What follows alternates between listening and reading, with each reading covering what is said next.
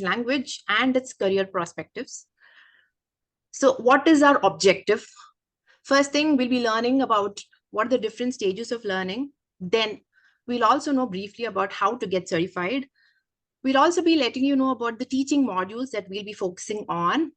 Then we'll move on to the benefits of actually learning Japanese. After that, we'll also be looking at the career perspectives of learning Japanese. So before I actually go ahead and start my introduction, I would want to know if everyone is okay to do a really, really small quiz. Yes, because I want this one to be an interactive session, not just a one-sided one, right? Everyone okay to take up a really, really small quiz? Yes, ma'am. Yes, ma'am. Sure. Yes. Okay. So please. Right. So let's see how much do you people know about Japan? Okay. My very first question, what is the capital of Japan? Tokyo. Right. So which is this famous flower that you generally see in Japan? Cherry blossom. Exactly. And it's actually called Sakura. That's great. Cherry blossom. What famous mountain of Japan is this? I don't know. Okay. No answers from anyone else? Fuji. Yeah, Mount Fuji. Very good. Awesome. So let's move on. So if y'all remember, we have been doing this since childhood. This was actually originated from Japan. Even the paper rockets, all of these, what we were doing, the paper folding art form was generally originated in Japan. Any idea what this craft is called? No? It's called origami, the art of paper folding. This was originated from Japan. Next one. What is the national sport of Japan? This is quite popular though.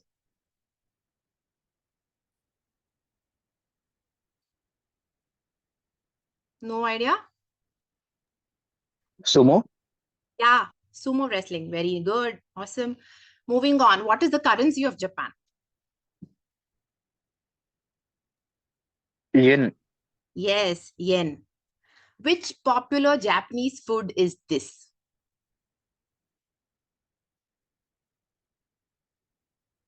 No guesses? Sushi. Yeah, awesome. Really nice. Sushi. And who is this?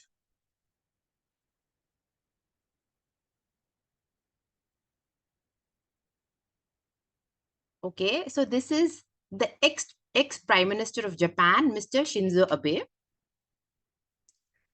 If y'all are following up with the current affairs of Japan and overall nationally, you should be knowing him as well. No guesses? Okay, so he's the current Prime Minister of Japan, Mr. Fumio Kishida. Yeah, if y'all are anime fans, you should be knowing this one.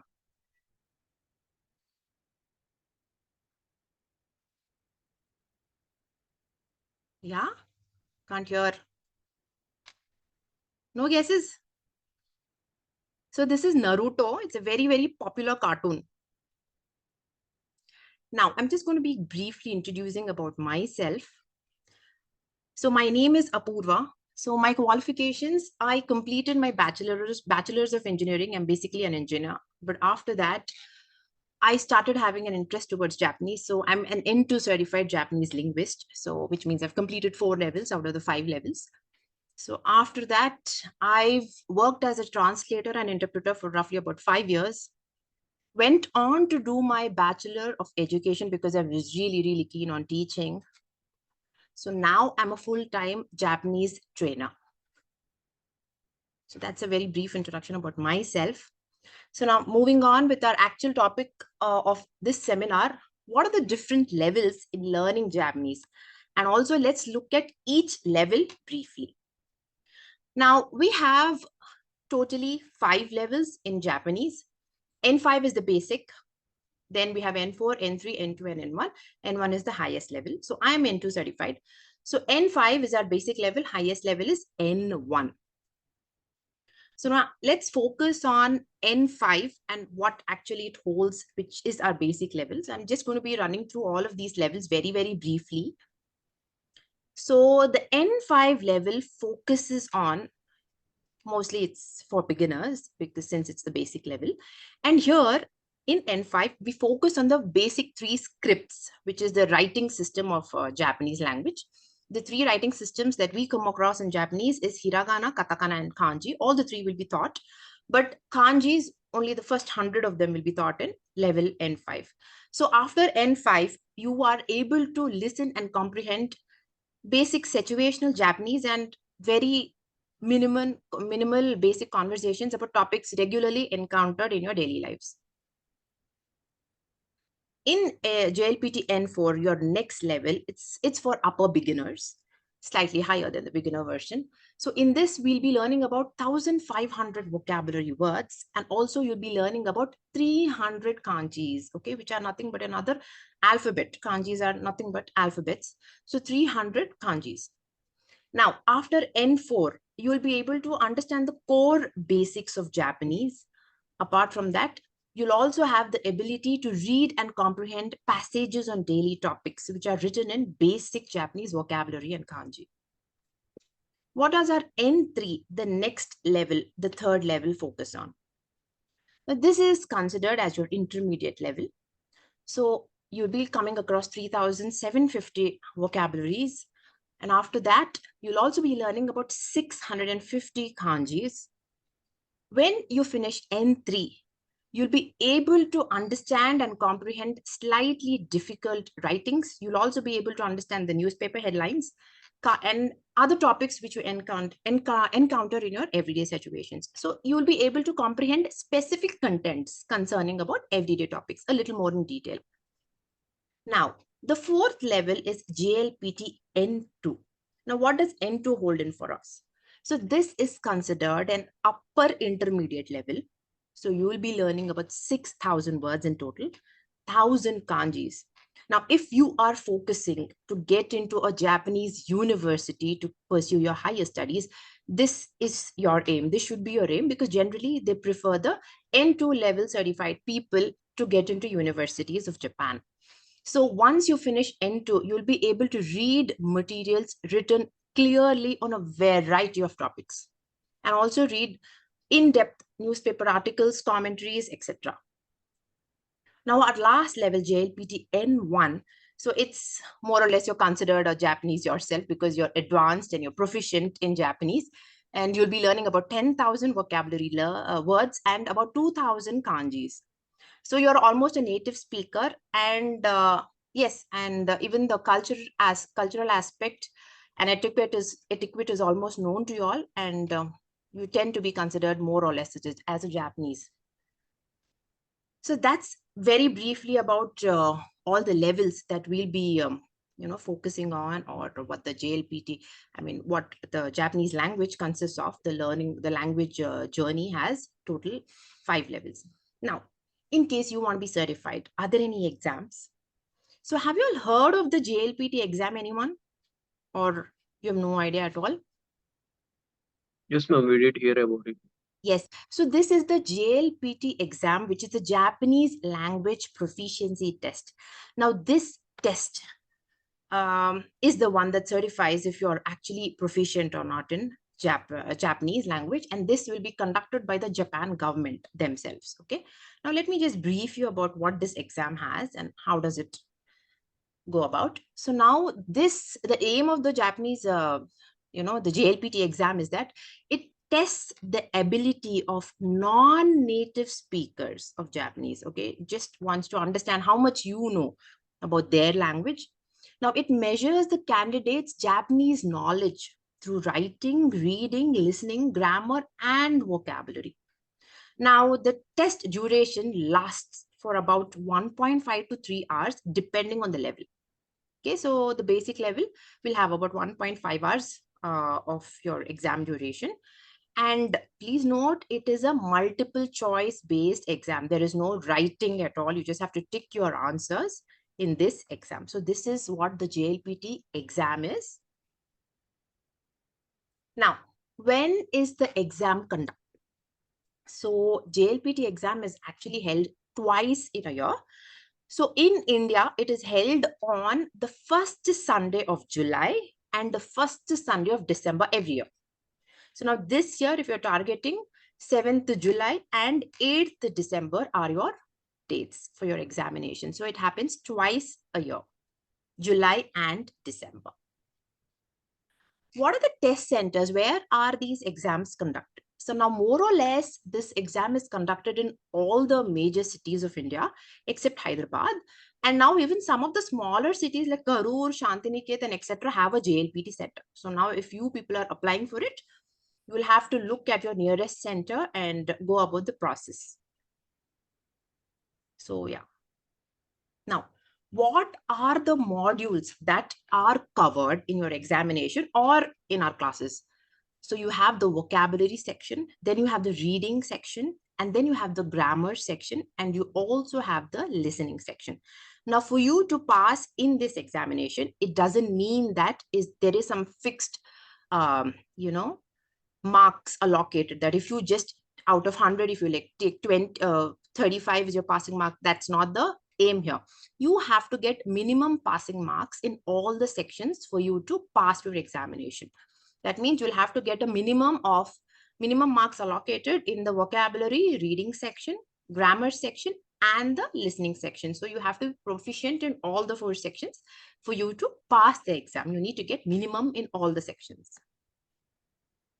Now, let's move on to our next part. What are the benefits of learning Japanese? Now, I want this to be an open-ended question.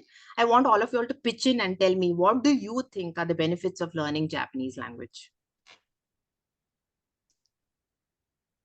I want it to be interactive. Please, you all should share your thoughts. So what are the benefits according to you all? You can tell anything, what you wish. Will be able to interact with Japanese people since they are Exactly. shy, they are not Yes. open. Yes, of course. Introverts by nature. Yes, very good. Any more? And I hear that most of the colleges they accept only who are proficient in Japanese.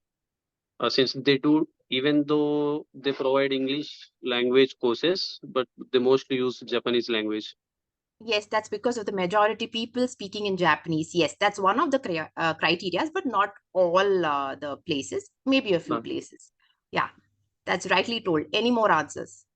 All right, so it can also enable you to communicate very well with the people in Japan. And then at the work site too, you can coexist with your co-workers at the work site. Thank you. Thank you. That's really rightly told. Thank you very much for your opinion. Any more answers?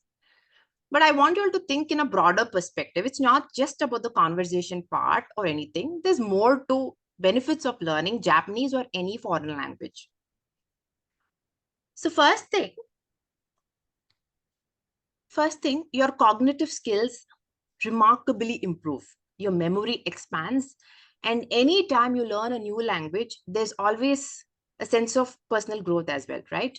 So if your cognitive skills enhance, you'll be able to speak any other language, right? Not just Japanese in general, any foreign language. So, and also there are quite a bit of health benefits by learning a new language, especially Japanese, because of the way it's structured. They say that the dementia and chances of having other brain related problems are definitely going to take a setback, and you'll be much healthier, much fit. Okay, so there are a lot of cognitive benefits. So apart from that, you'll have a lot of job perspectives when you learn Japanese language, because it sets you apart from the crowd. And also you'll be able to appreciate the culture and the values of their system more when you know the Japanese language, or when you know the language of any country, right? Also, when you learn a different language, it adds value to your own personal growth, like I told you. So it gives you more benefits. You'll be more sought out. You'll be more sought after when it comes to getting shortlisted as a candidate, and it adds more value to your CV, your resume. So I think there's always more, it it even builds your confidence levels because you are so good at another language. So there's always a sense of personal growth when you learn any other new language.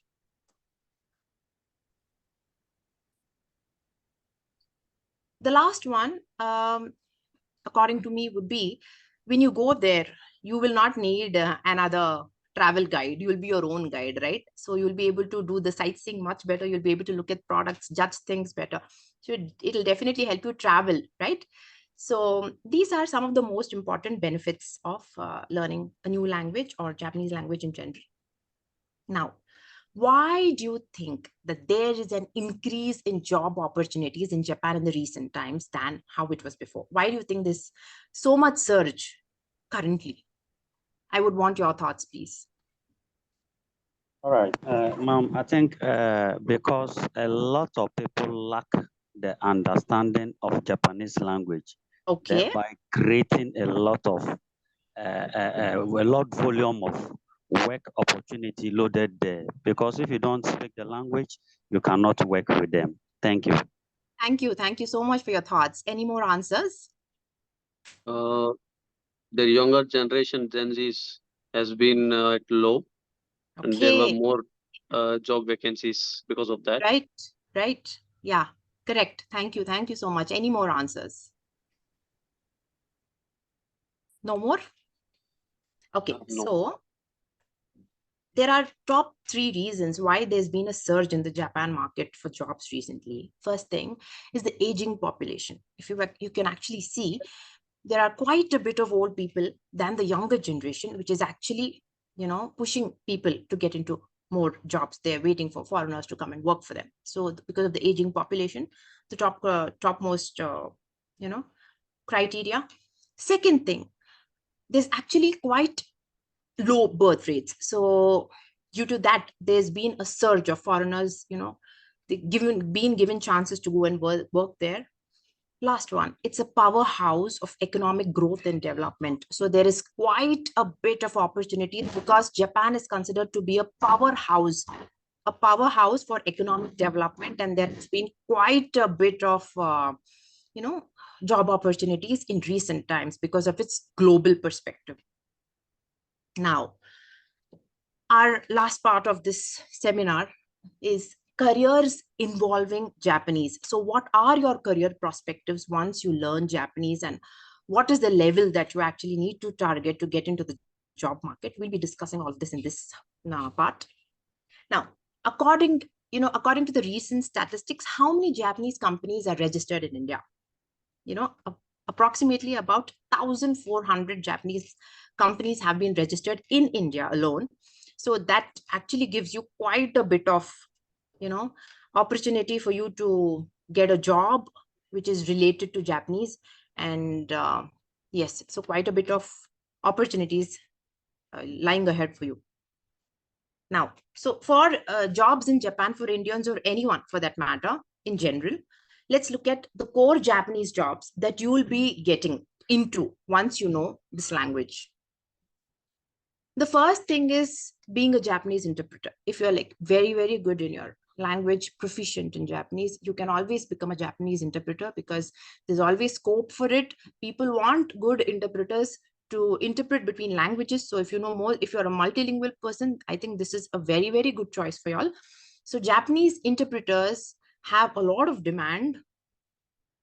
Second one, you can be a Japanese translator, right? So translating books, manuscripts, and whatnot. There's so much demand. Last one, the core Japanese jobs would be being a Japanese teacher as well. So if you're very, very passionate about teaching, you can always guide others, right, to be able to speak and learn Japanese. So I think these are the top 3 core Japanese jobs. But now let's also look at the high demand job sectors in Japan. First thing, IT and engineering. If you have a very, very keen interest, I mean, if you are already engineers and if you are hoping to get into the Japanese job market, I think you shouldn't be waiting because there's just so much scope for the engineers in general and any field in engineering, be it IT, mechanical, civil, electrical, anything. So I think you will be able to get a lucrative job with very good salaries and you'll be able to work in Japan with these. So engineering, IT sector is one of the topmost. Next, we have the finance and banking. So if you're in the finance and banking sector, there's a lot of demand for accounting. If you're having a degree in finance, accounting, investment banking, trust me, you'll be on the topmost cream layer, because recently I've seen that there are quite a bit of opportunities in banking and finance systems. So yes, this is another high demand job sector in Japan. Third one, hospitality sector. Now, you know that Japan is very, very popular when it comes to its, traditions and etiquette. People want to come there, explore there, see different things. So hotel management sectors, and if you're a bilingual, multilingual, you are definitely going to be very good in your hospitality. You will be able to get a job in the hospitality sector. And significantly, in the next 10 years, this is going to be one of the most sought after jobs in Japan for people who are able to speak Japanese. Okay. Next one, if you're into marketing and analysis, data analysis, content writers, I think this is another one more important field wherein you should be able to get a job for yourself, because marketing sales have been quite in a demand. Then the last high demanding job sector for us would be the medical field. So after the recent COVID pandemic, there has been an increased demand for nurses who would want to go and work there, and there has been special government engagements that have been happening to make sure that there are skilled workers able to go from different countries to Japan, only to help the elderly there. So, and also doctors and nurses have a lot of demand currently. So this is the medical field. Even if you're a researcher, you'll have a lot of opportunities waiting in line for you. Now, you, apart from just knowing the high demand job, you also need to know the required skills that you need to work in Japan. First thing would be the soft skills, right? So you need to be a team player. You need to understand the culture, the work ethic and everything. So soft skills, technical skills. So whatever you are in, you need to be good at your work. Apart from that, the proficiency in Japanese language is one of the most top criterias. If you know Japanese language, you will be the first ones to be shortlisted among the candidates. So now the foreign policies have been relaxed. The way people are, people in Japan, the way they are allowing the foreign nationals to come in and work there is really relaxed. And that's why a minimum of N4, which is just after finishing N5, when you do N4, you'll be able to take up a job in Japan. So minimum N4 level, or even N5. Some of the companies even say it's okay, N5 is fine. So N5 and N4 are the minimum qualifications that you would want to need to get into the Japan job market. But of course, higher the level you go, better for you all. You will be able to take up more lucrative jobs. The higher the level, the more proficient you become with Japanese, and you'll be more sought after.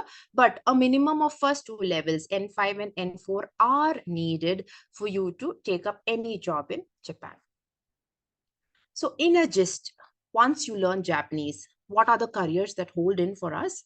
You'll be able to work as a Japanese translator, and high demand for Japanese interpreters. Also, there is a lot of media and subtitle related work. Okay. You can also work as a Japanese language teacher. Not to forget, if you're good in English, you can work as an English teacher in Japan. That's also another career option for y'all. And heading operations in any corporate office, analyst or data curator, marketing and sales. Recently, large number of inquiries coming in for people. Tourism and hospitality sector, content creator and bloggers. There's never a dearth for it, isn't it? So you'll always be in top. If you learn Japanese and opt for any of these careers, it's definitely going to help you all. Right. So that was a very brief, completely about whatever I had to deliver for today. So I want y'all to open up with your questions and ask me if there are any questions. So because it is the question and answer session time. So you have any questions, queries, doubts, please do ask me.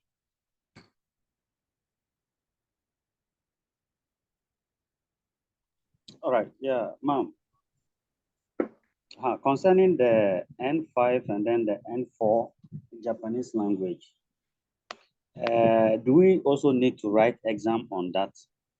Do we need to write exam on that? Okay, see, that's a good question. Thank you so much. So the first thing is that once you learn Japanese language, the thing is you should be able to speak in Japanese. That's the criteria. Some of the companies do ask for you to speak well. So your criteria should be to speak well. So during the interview, you're supposed to be speaking to them in Japanese. So if you are a good speaker after learning Japanese, then it should not be a problem. But there are, however, a few companies which do ask for a JLPD certification. So it's 50-50. So some of the companies do ask for a certificate, but some of the companies are not at all wanting for a certificate. They just judge you based on your speaking skills.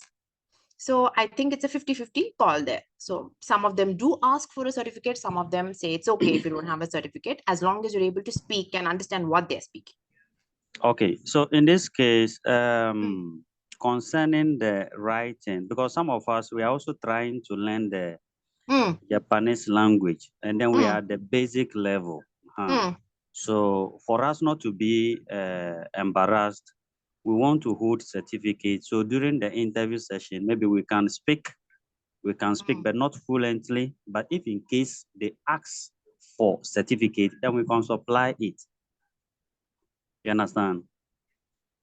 Yeah, so you should be able to get the certificate. The institute, if you're talking about the institute certificate, you will be getting an institute certificate from the IFLS. From our institute, you will be definitely getting it. But some of the companies are a little keen about you getting the JLPD certificate, because that is supposed to be a universally recognized certificate. Now, it depends on which employer it is. Some of them are very relaxed. They are like, it's okay if you have a normal certificate, like our institute, if we give you a certificate and you produce it to them, some of them accept it. Some of them say, no, we need to have a universally recognized certificate, which is a JLPD certificate. Okay. Having both should be safe for you. You should better you take it from our institute once the course is completed. After that, you can as well take up the JLPT exam. So all right. I think so you'll be able to clear it. Okay. So your institution, how much are they taking for the basic ones so that we can register and then write? For the basic level you're talking about, N5 course? Yes. How much in rupees or in dollars? How much in rupees or in dollars? Yeah. So those related the amount queries, you can get in touch with the coordinator. I'll share. You can definitely get in touch with her. She will give you the details about the pricing and the number of hours and what more is your criteria. So she will definitely get in touch with you. I'll tell her. Grateful. Thank you. Thank you very much. Any more questions? Madam, yes. What about the chances for teaching English, Arabic and like languages in Japan? Yes. Of course, you have quite a bit of opportunities there, but you'll have to finish N4, and some of them do ask you to finish N3 as well. But N4, you have to know minimum to be a teacher there. But mostly, I think they do prefer N3 as well. But for that, you need to have specific examinations, what is conducted by the government of Japan. For you to appear for the, you'll need to first appear for the exam which is at the government conducted by Japan, for you to be certified or qualified as a English teacher. So you will have to first clear that exam. Only then will you be eligible to take up the classes there. First, you will have to be proficient in Japanese. After that, you'll have to have a few certifications which prove that you are good in English as well. That means able to teach English as a foreign language. Right? So I think you'll have to clear the IELTS also. Okay. If I have a degree in English, it will be Yes, you should have the considered. degree in English, of course. If you have a degree in English and the certificate of Japanese, that telling that you know how to speak Japanese as well, most of them do take you in after the screening. But some of them are a little particular about you being certified as a teacher who's able to teach English as a foreign language. Teaching English as a foreign language certificates are different. So some of the schools and colleges do want you to take up those certifications as well. So you need to know, you Like need to read B.Ed this also. is like B.Ed. Not really B.Ed. There are a few, yeah, with B.Ed, yes, 50% of the job is done. Apart from that, you need to have a master's in English. Or there are universally certified English, exams. I'm not really sure about the names of it, which you will have to pass in order to be able to teach Japanese there. Apart from that, you will have to be a N5 or an N4 degree holder. I mean, you'll have to have the certification of N5 and N4 as well for you to qualify there. All right, in addition to his question, what about if you are holding tensor certificate? Tensor, that's TESOL, tensor certificate or IELTS. You wrote these international exams in terms of how they call it, English. So what about Okay. that one? I am not really sure about the English part because I'm Okay. more into the Japanese part. Okay. So, Okay. but Okay. yeah, I'll definitely ask our institute people to get in touch with you with this query as well, because they have been English, trainings as well happening in our institute. So definitely they'll get in touch with. Sorry for the Apurva, sorry for the interruption. Sure. Yeah, actually, sir, if you want to write the English exams, means you have to go with IELTS. Oh, okay. Yeah. No, there's another English certified course, which It will. will, yeah, actually, we will offer like English basic, intermediate, and advanced, and accent English. Okay. That's good. That's good. That's fine. Thank you. I just hope your question is, your doubt is clarified. Yeah, clarifies it, ma'am. Thank you. Thank you so much. Any more queries? Madam, are you visited Japan? What is your experiences in Japan? Not right now, not yet, but I have worked with Japanese people in my career spanning 6 years. I've worked with them closely. So I've done translation and interpretation, and now I'm teaching full time. Yes, but I have had interactions with the Japanese people and how the work culture is, how they work. I'm exposed to the culture and etiquette. But soon, yes, I would want to go there. Okay, thanks. Any more queries? I'm glad there are quite a bit of questions. Yes. Concerning life at Japan, like I said earlier on, you were not there, but sometimes you have some a feel of how they behave and life over there and their economy. I think we can get this in online, but you are here physically. Maybe you have some small gist about it. You can give us a brief gist about it so that we know, because we are enthused to go to Japan. Right. So that culture and etiquette is part of the course that we deliver. So if you're doing the N5 or the N4 or the N3 course with us, we do tell you about the life in Japan and what are the customs, traditions, about their culture. We do expose you to that as well, because learning a language is not just teaching about language, right? It's always with the culture and etiquette. So if you enroll for the course or if you're taking up the course, I always make it a habit, or I've always been teaching my students about how the life will be there and what are the things that you will have to know before going to Japan. So that's always part of our course. Thank you, ma'am. Thank you. God bless you. Thank you so much.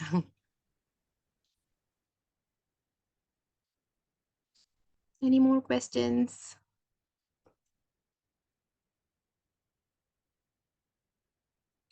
No more questions? Madam, how you studied the Japanese language? Sorry? How you studied Japanese language from Okay, English how I teacher? studied Japanese language. So basically, I was interested in Japanese language only after doing my job as an IT, as an engineer, when I was doing my coding development, etc. So I was a little keen on Japanese language. So I started learning the alphabets just for fun. But then it turned as, more of interest, and I started learning mostly on my own. I did go to a few institutes here or there, but my schedule, because I used to work then and then I used to study simultaneously. So my time was never really okay for me to undergo a formal, education under anyone. But I have trained under a few Japanese nationals.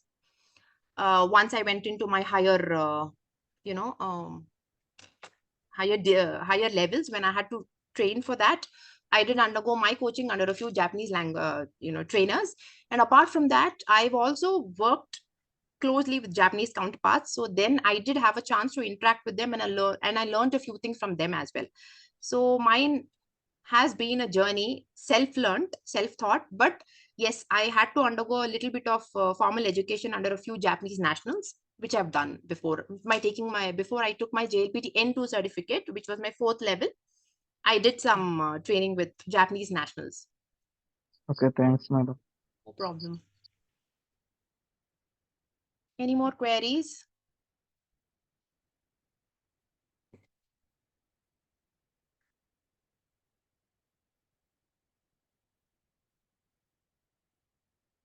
Yeah, that's it.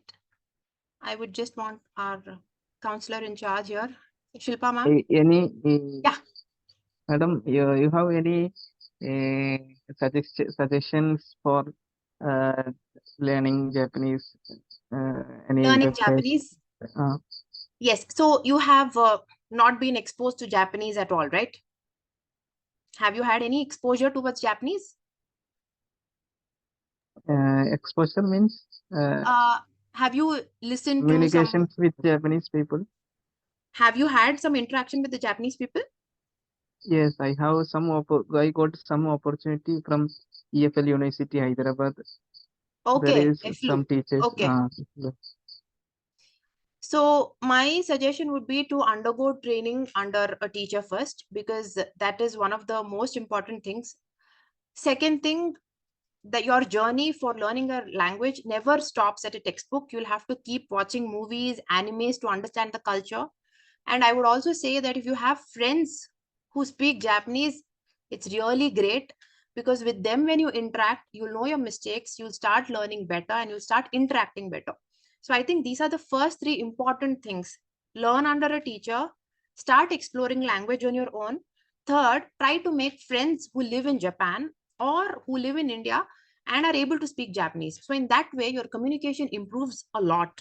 I think these are the most important criteria for you to learn a language or to be proficient in the language. I say. Just in case. Right. Any more questions? Yes, ma'am. First of all, I would like to introduce myself. Sure. I'm Prakash, and I'm a pastry chef working in Kuwait since 2 years. I have an experience of total 4 years in this field. So I'm looking forward to find a job in Japan. So what level should I go through? You will need minimum N5 and N4, basic 2 levels. Yes, and if I want to pursue masters in my field? Masters in your field, you will have to finish N3 as well. Yeah, and what kind of probability will I have if I learn Japanese to gain a job? There are certain levels of jobs as well, right? So if I want premium level jobs. Yeah, yes. If you want the higher the language, the higher the level you go, the more premium jobs you land up with, because they consider you to be more proficient in the language. So if you finish N5 and N4, you're eligible for a job. But if you want more lucrative jobs, more money earning jobs, then you'll have to continue the level further ahead. So N3, I would say, should be your first target. 3 levels. Yes, ma'am. But I also heard through my friend that most of the companies are not willing to hire directly overseas. Overseas. Yes, they are suggesting us to come to Japan through a Japanese language school, and through that we can get a job easily. That's what most of them are recommending. See, that may be just one side of the coin. I wouldn't say that, because I know many people who have directly finished N4 and taken up a job there. So what I would say is, what I would suggest is you should first finish minimum N4. If you finish minimum N4, you'll be able to take a call. Once you finish N5 and N4, the first basic 2 levels, you should be able to apply for a job. Once you apply for a job in whichever country you are currently living in, and if your employer is happy with the way you're speaking and you get selected, they themselves will send you overseas. Yes, ma'am. So that is one. And another option would be, once you finish like first 3 levels or minimum first 2 levels, many people go to Japan and they Yes, apply ma'am. for a job in Japan. So they are called setsumekais. You have a lot of job fairs that there are. They're called setsumekais. You can go there, take up jobs, get into the job fair, explore. So there are a lot of options there. But before that, you'll have to get your language. Without the language, it's going to be tough for y'all. I wouldn't say tough, but the chances of you getting a better job, landing a better job would be difficult. So it all depends on your employer, because the job where you are applying for, many of the people, they take you, you can clear your interviews in your particular country. And once they know how proficient they are, they themselves will send you to Japan, or somehow some of them even provide further training for you to, develop skillfully for you to go to Japan. So I think there are a lot of, I wouldn't say that's the only opinion that you'll have to stick on to. Maybe that's your friend's opinion, but I have seen many people who have got themselves a job right from India, where I am currently living in. They were able to get a job for themselves with just N4. So it's up to each individual. I don't think you should be sticking on to just one opinion, but yes, there is a chance wherein you can go to Japan, go to the setsumekais, which are your job fairs, with your CVs in hand, and you can also find a job there. Okay, so if you want to go to Japan directly, you would want to have a Japanese CV as well. So that will give you more benefits. So one English CV, one Japanese language CV. So with that, you will be able to get a job faster. Yes, ma'am. And I also have a doubt about EJU. EJU, Japanese yes. University. Yes, ma'am. So which one Okay. is better to take, JPLT or EJU? Both of them, it all depends on who your employer is. So Oh, both of them have their own values. Which is better, I would not want to comment. But for taking either of them, you'll need to understand JLPT. You'll have to clear the certificates for you to apply okay. for those exams, because they have the minimum qualification cutoff where you will be able to eligible for you to apply for it. No, this ma'am. Sure. Thank you. No problem.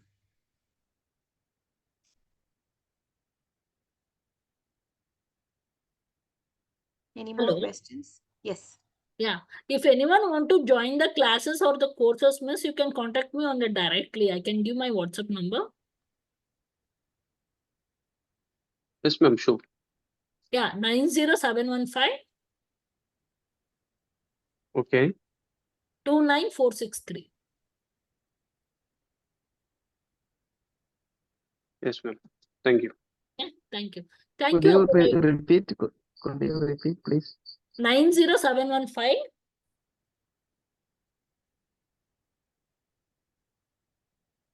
hello 907. 15 Okay. 29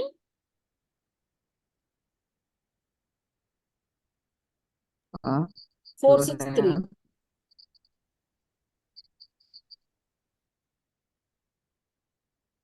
Yeah, it is correct. Which has Okay. yeah. Thank you, Apurva. It was a very interactive section. Thank you. Thank you very much, ma'am. And thank you very much to all the participants who took your time off to come and, engage yourselves with this seminar. I'm grateful and I'm really glad I had the opportunity. Thank you. Thank you very much. Thank you, Apurva. Thank you. Bye. Bye. Thank you, madam. Thank you. Thank you very much. Thank you so much.